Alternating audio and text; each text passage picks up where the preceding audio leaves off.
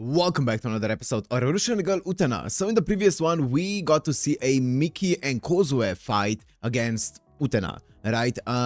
So we got to see them fight against her, and it was once again Akio putting the moves and convincing them that they should fight and stuff like that. So of course he first kind of like took Kozue.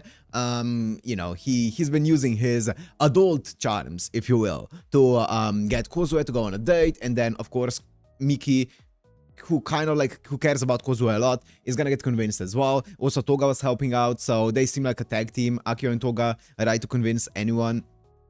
And eventually they ended up fighting Utena, which Utena of course ended up winning, but it was yeah, it's unfortunate the way that Akio, man, I really it's so uncomfortable the way Akio is doing things, but I guess let's see who's gonna be the next victim. Who's gonna be the next victim of Akio's scheme. So if you wanna watch this, Uncut and Blur is always on my page in the description, and let's go into Revolutionary Girl Utena, episode 27.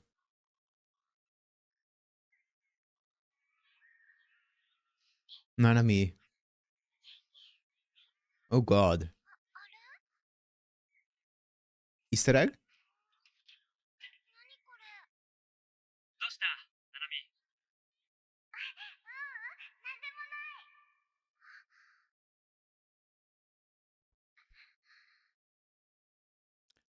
I have a feeling this is not gonna be like a goofy Nanami episode. I feel like it's gonna be a more serious one.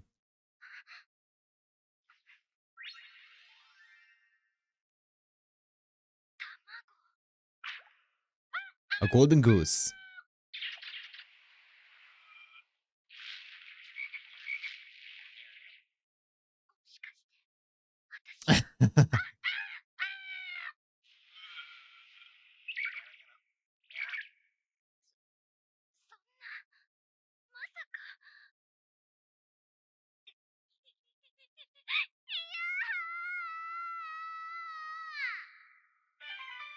Nanami's egg is the title of the episode, huh? Wow. Maybe it is gonna be a goofy one.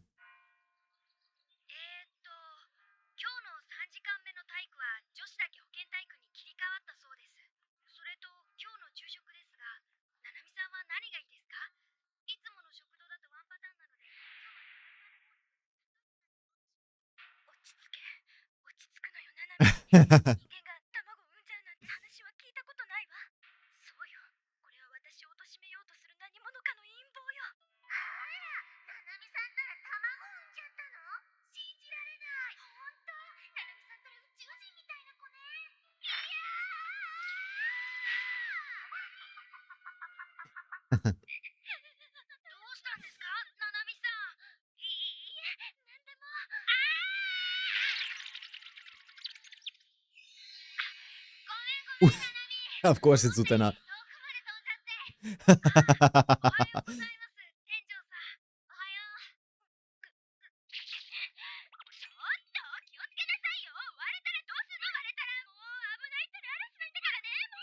Broken what, Nanami? Your nose, of course.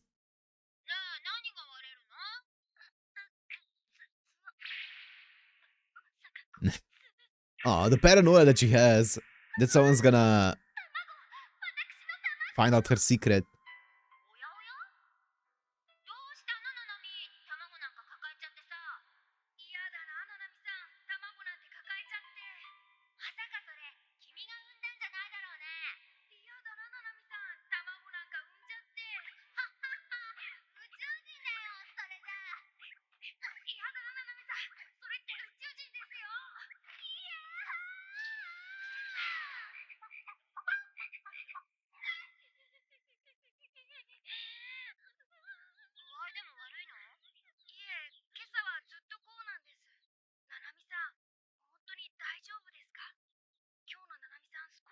Hmm.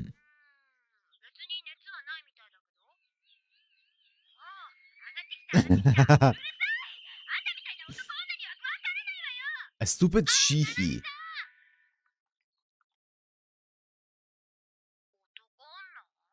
Otokona.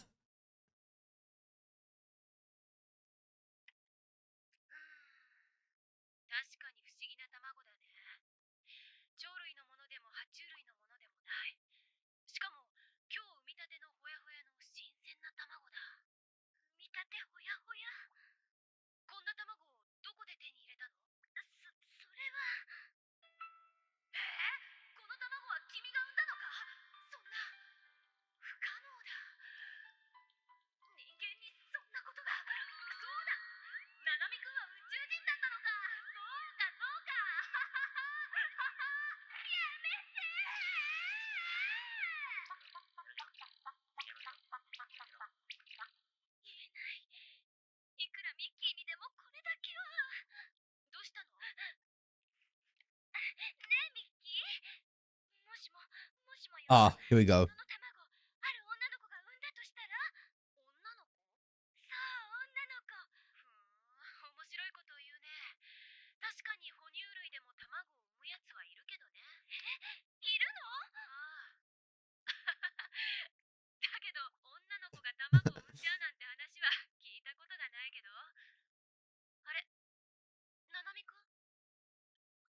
'Mammals that lay eggs'. Is it a platypus? That's a mammal, right? Surely.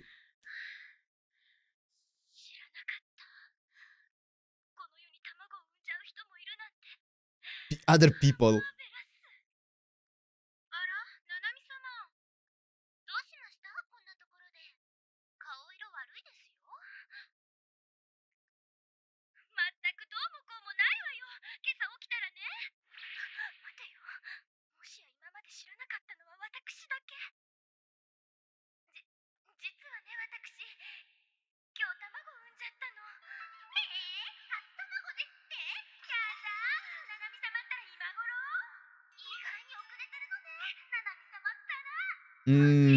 I see. Yeah, okay, I see.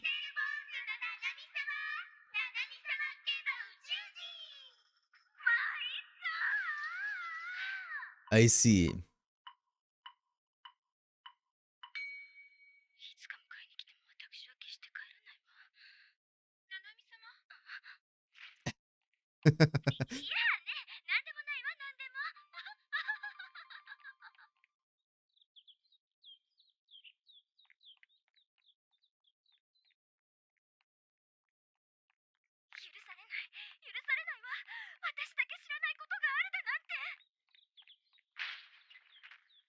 Who was that? Judy.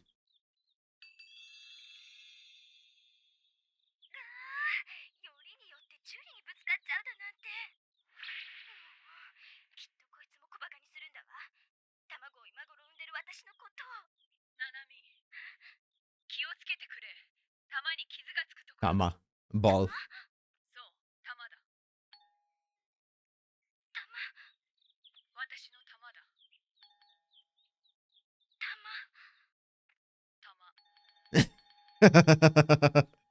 This scene is so... It's so goofy. Whoa. Is it a bowling ball?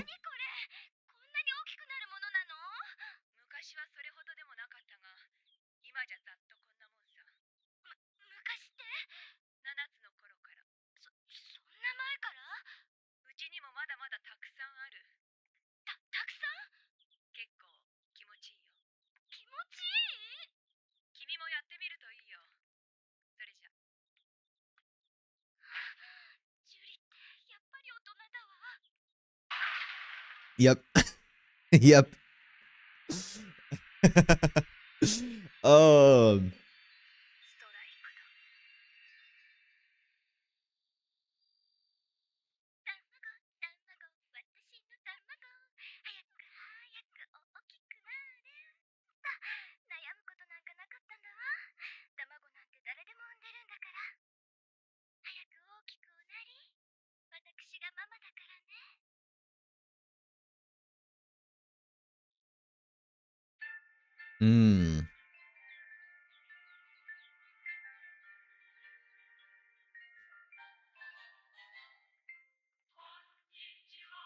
Whoa, it's so bright.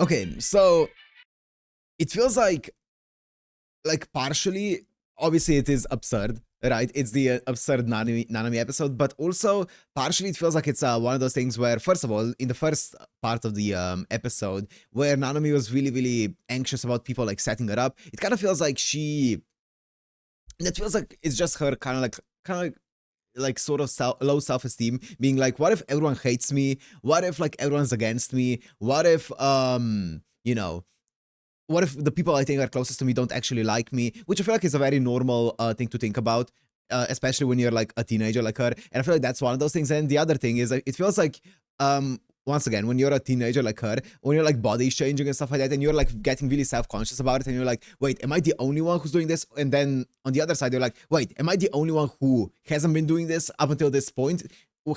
Am I the only one? Am I late to this? Right? I feel like that's also, once again, a very normal thought you have when you're at that age. And I feel like that's what this is showing, just in a very absurd way, right? A really fun way. Through a bunch of misunderstandings as well.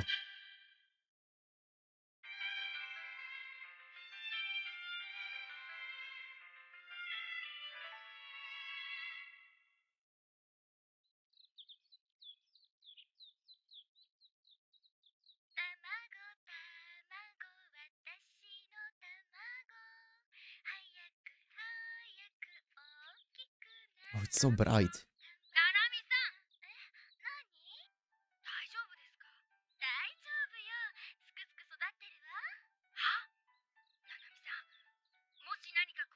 Okay, I'm gonna dim the blinds for a bit. Okay.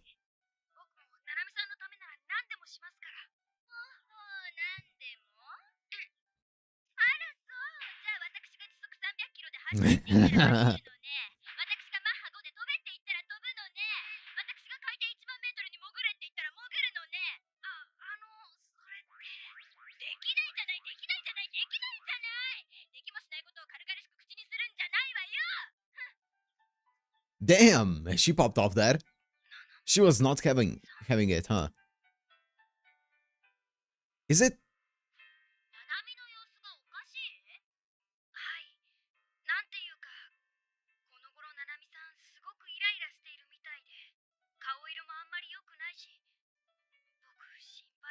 Is it a maternity blues?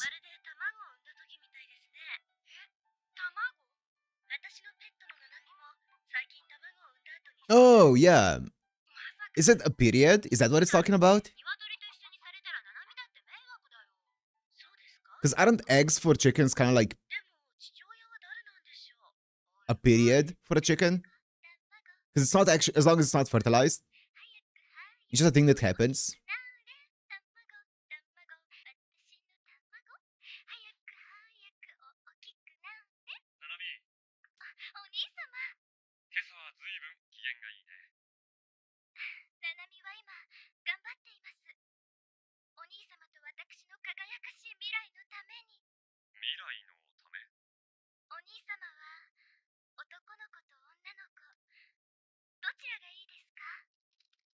Wow. Isn't that obvious though? The tension between you and Akio is kind of tangible in a way.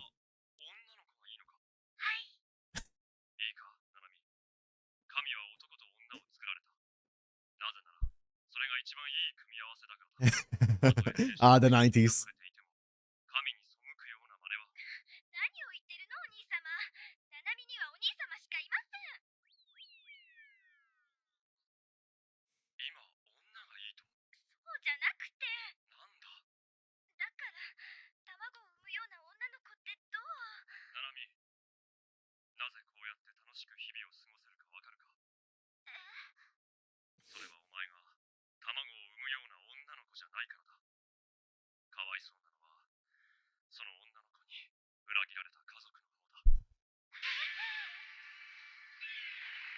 No, Nanami.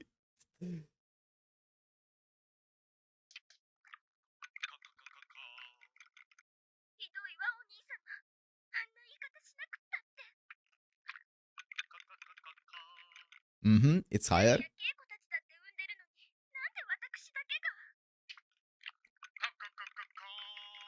Mm-hmm.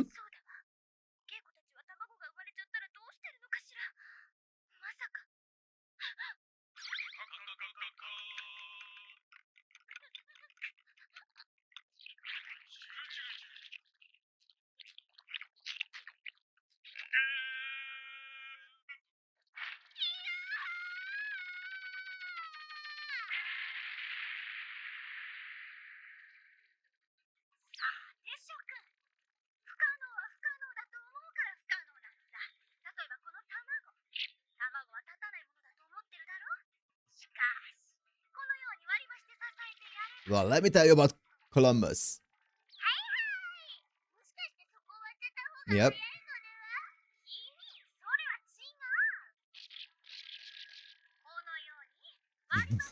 Sure.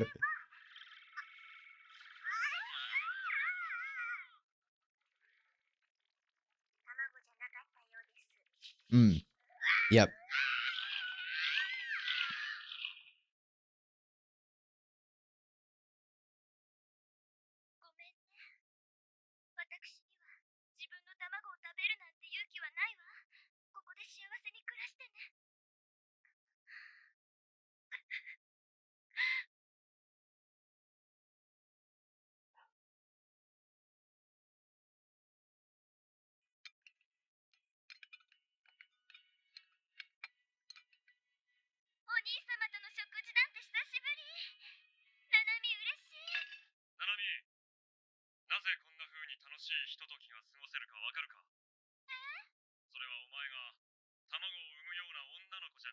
Mmm.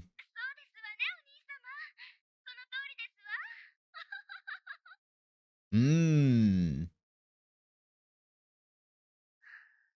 Also, one thing that I found kind of funny that you guys said in the comments is apparently the reason why Toga has been not involved with the story at all, basically for the past few episodes, why he's been like written out of the story for a bit is because the VA apparently wasn't feeling well and was on a break, and they kind of like didn't have the VA to put him into the story apparently, which is kind of funny. I like that. That's fun.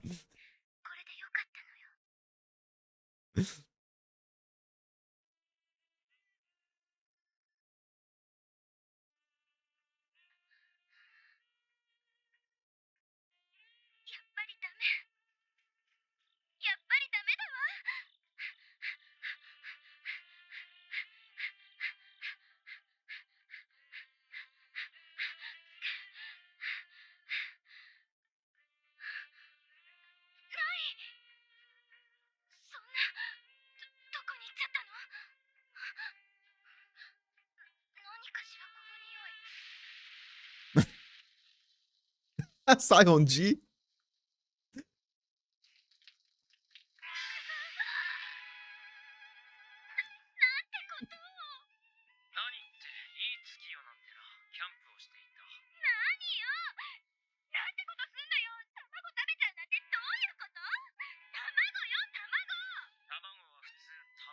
Yeah, I mean, he's right, actually.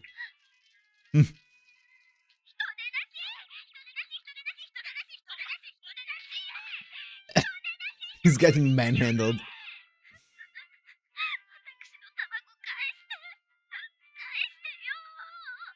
Damn, she's really going through it, huh?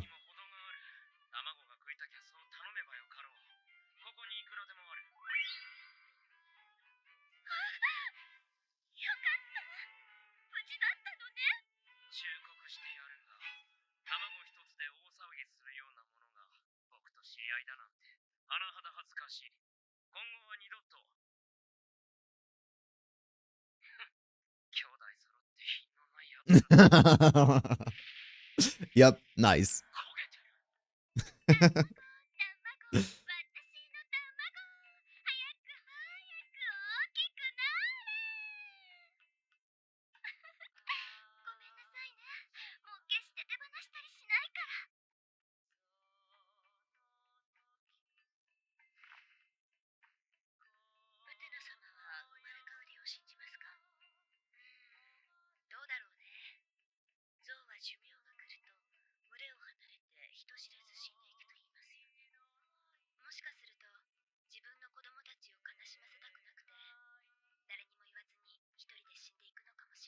Mm.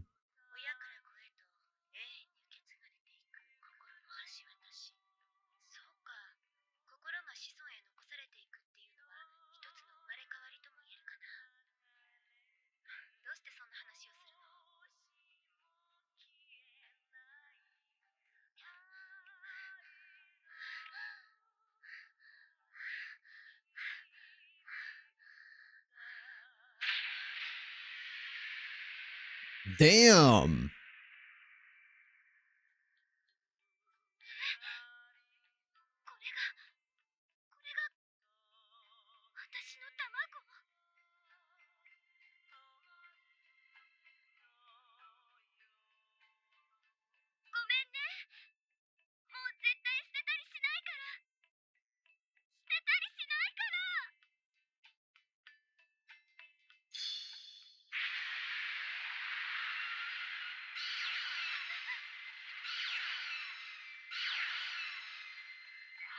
What is she tripping on?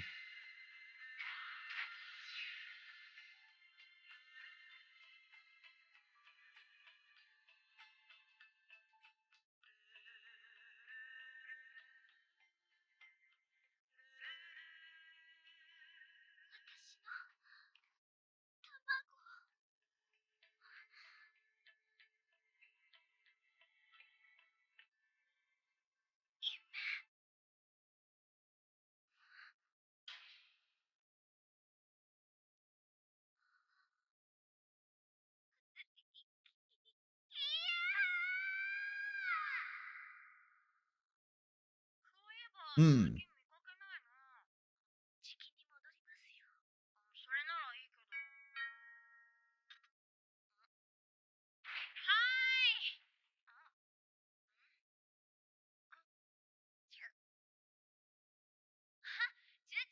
I mean, Akio wouldn't ring a bell, probably, right?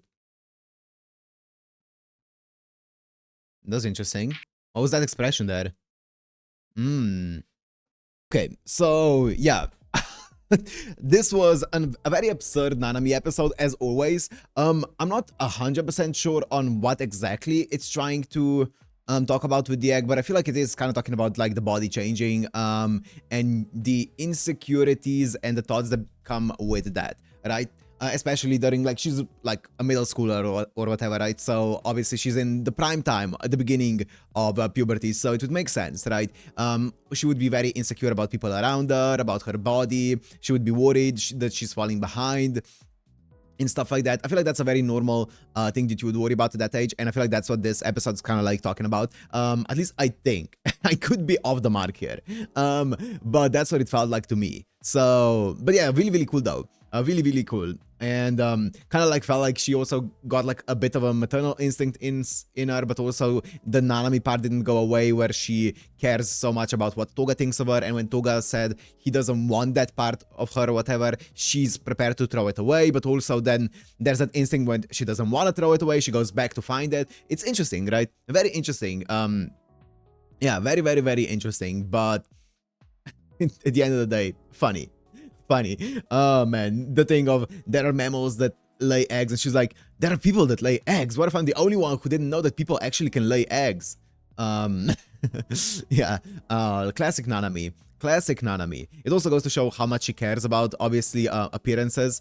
I mean, I feel like once again, that's very normal, right? To be hyper aware of what people are thinking of you and stuff like that. Very, very normal. So cool episode, really, really cool one, really fun one. Really, really fun. I'm glad we took a bit of a break from the entire seriousness of Akio, because god, that guy can be so uncomfortable to look at, right? The way that he speaks is sometimes it sends shivers down my spine. So I am happy that we got a bit of a break from that, but I guess we'll see probably more of Akio in the next episode if I were to guess. So for now, I'm gonna end it here. Hope you guys enjoyed. If you did, make sure to like and subscribe, and I'll see you in the next one. Peace.